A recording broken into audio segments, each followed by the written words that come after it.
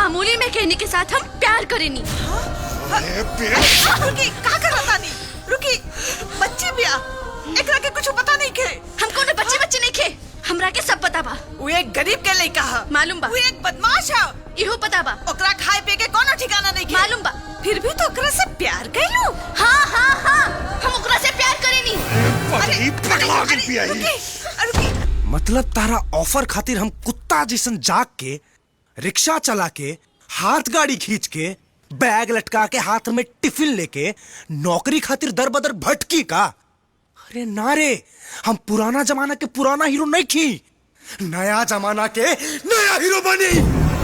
तारा बेटी और हमरा बीच एक के प्रॉब्लम है ना, पैसा के। तो चल आज हम तोरा के एक ऑफर देता नहीं।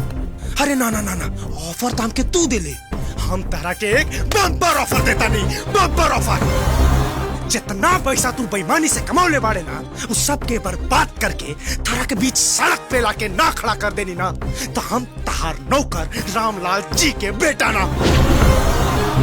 तू हमरा के 1 महीना के टाइम दे ले रहा ना, हम तोरा के 25 दिन के टाइम देता नहीं, ओनली 25 डेज। तोरा के अमीरी के आसमान से उठा के आ गरीबी के जमीन पे ना पटक देनी ना, तो हमार नाम काशी ना। Deal fix, fix. काशी, तू हमरा पापा के चैलेंज कैला, ये सुन के हमार मन छनछना गई। होई ना होई कोई बात के बात। I am happy for you. अब तुहार आशीर्वाद रही तो हम जरूर जीत जाए। जरूर, हमारा आशीर्वाद तोहरा साथे हमेशा रही। All the best my dear Kashi. Thank you my dear darling. अच्छा इधर आवा, ये बतावा हमरे पापा के बर्बाद करे खातिर तोहार का प्लान बा? अब तोरा के ना बताई तो केकरा के बताई? कानियाला सस्पेंस। अच्छा ठीक बा, ये खुशी के मौके पे तोहरा साथे एगो गाना गावे के मन बा। चले जल्दी चला। चला। लेकिन गाड़ी में तो तेल नहीं खे। अरे मोहब्बत करे वालन के गाड़ी के तेल की जरूरत ना, मोहब्बत के तेल की जरूरत होला। चला। वाह वाह वाह। अरे बेटा। हाँ माई। अरे ये सब सपना बाकी हकीकत रे। अरे हकीकत में माई। अच्छा, ये सब पहला के बाद हम कैसे लगता नहीं? साक्षात देवी लागत आड़ू माई। बेटा, ये सब अपने पास रह जाए कि देवे की पड़ी? हाँ अरे ना ना माई, ये सब आधा तू रखला और आधा शादी के बाद दे दिया शांति के। अरे बाबूजी आगे ले, अबे बंद कर। चुप। सब का हो रहल बा भाई? और तू लोग इतना टेंशन में काहे बाड़ा? ना था। ए, तू हर मुंह घुमा क्या खड़ा बाड़ू? तनी हर घुमा। ना। अरे तनी हर घुमा। ये तो हर कौन होता रहा? बाप रे बाप, ये सोना चांदी कहाँ से आई? ए बेटा, हाँ? तनी हाथ बाहर करा। ये का ले बड़ा? कहाँ? ये का है बेटा? ये कहाँ से आई है? अरे वो माई के फोटो खिंचावे के रहले ना बाबूजी, तब भाड़ा पे लेके आइल बानी। माई को फोटो खिंचावे के रहे? हाँ। इनका शादी होता है? लड़का वाला तो क्या होता रे? सच सच बताई कहाँ सब? अरे रोल गोल्ड। Roll gold? हाँ रोल गोल्ड। बेटा हम तहर बाप हैं, हमरा के असली नकली के पहचान बा। सच सच बता दे काशी, ये सब कहाँ से आइल है? बाबूजी रुआ के असली लागत ना, शायद से दुकान वाला गलती से असली दे दे ले। हमरा के घुमाओ मत बेटा, हमरा के सच सच बता दे गाना कहाँ से आइल बा? का मत करते नहीं बाबूजी, हमका चोरी उरी करके लेके आइब का? माई हमरा बात के विश्वास नहीं करता रे बाबूजी। अच्छा 100% कामू ससुरा काशी के बा। नहीं पापा, काशी ऐसा लड़का नहीं खे। अच्छा दिल वाला, दूसरे के दौलत के माटी समझे वाला है। तू क्या है ना बोलबू?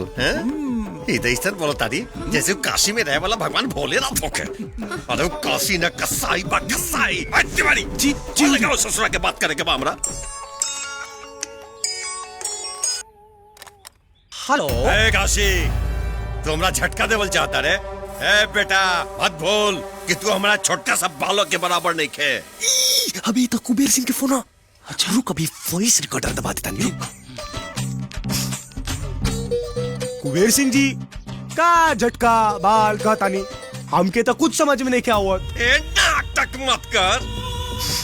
तोहरा और तोहरा पूरा परिवार के सत्यानाश न कर दली तो हमरो नाम real estate king Kuber Singh ना। बेटा तोहरा हमरा बारे में कुछ मालूम नहीं खे।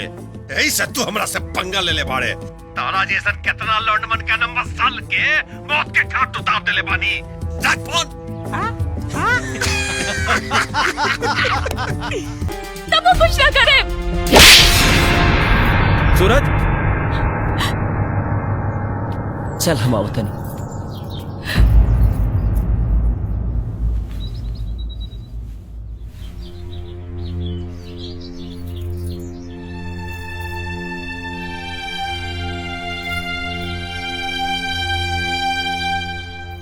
हमरा के माफ कर दी, गलती हो गई।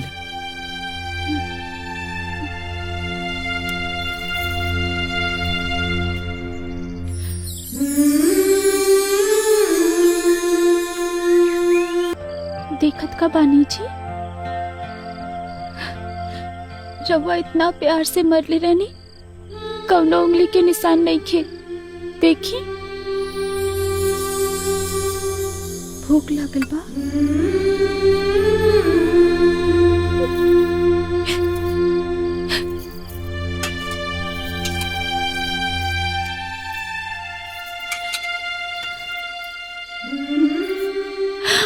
ई मोरी मैया, हम पागले बानी।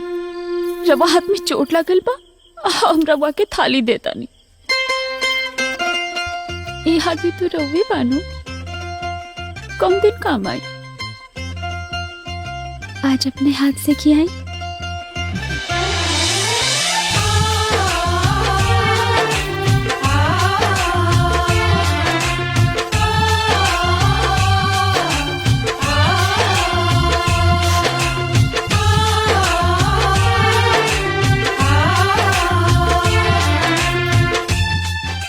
देखी काल जैसन सब खाना ना खा जाए ना, तो रवा के अफसोस हुई कि हम भूखले रह गए।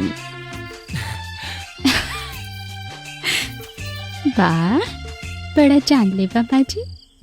कौची राउर चवनिया मुस्कान। कजरी जी मेला घूमल चाहता रही।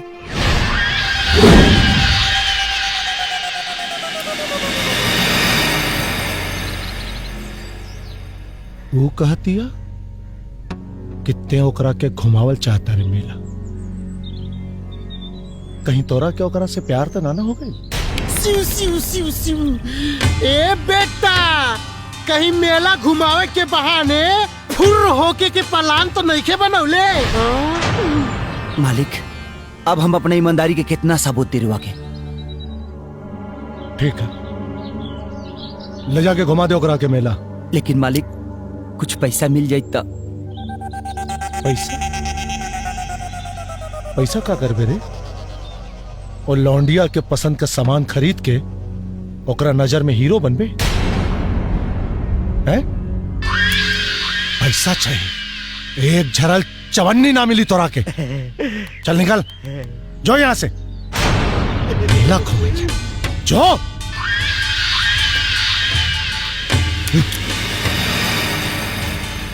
ए मंगरुआ। जी मालिक। भाई पैसा ले और कजरी के जवान चीज पसंद आवे खरीद ली है।